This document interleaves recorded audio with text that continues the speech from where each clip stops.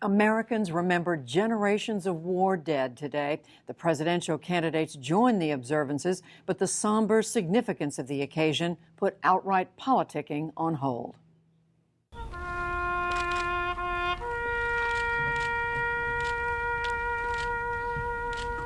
For the commander-in-chief, it was a day of solemn traditions, beginning with his appearance at Arlington National Cemetery in Virginia.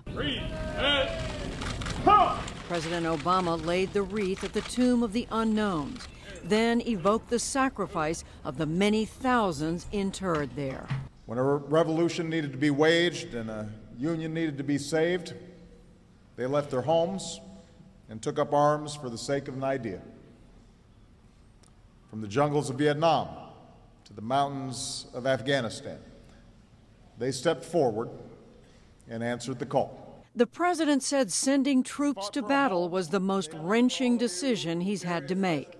But he said the long years of war in Iraq and Afghanistan are closing. This Memorial Day, we mark another milestone. For the first time in 9 years, Americans are not fighting and dying in Iraq. We are winding down the war in Afghanistan, and our troops will continue to come home. At a separate event at the Vietnam Veterans Memorial, the president said those who fought in Vietnam were sometimes denigrated. He called it a national shame. The presumptive Republican presidential nominee, Mitt Romney, attended a Memorial Day tribute in San Diego. He was joined by the GOP's 2008 nominee, Arizona Senator John McCain, a Vietnam prisoner of war. Today we honor those who've served. We dedicate ourselves to strength and to preserving the freedom for which they gave their lives and walked in harm's way.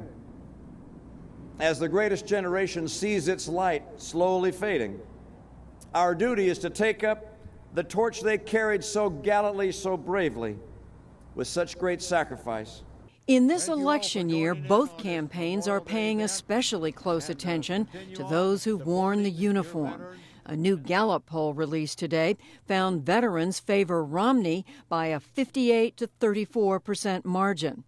Romney returns to the campaign trail tomorrow in Colorado and Nevada, while the president remains in Washington.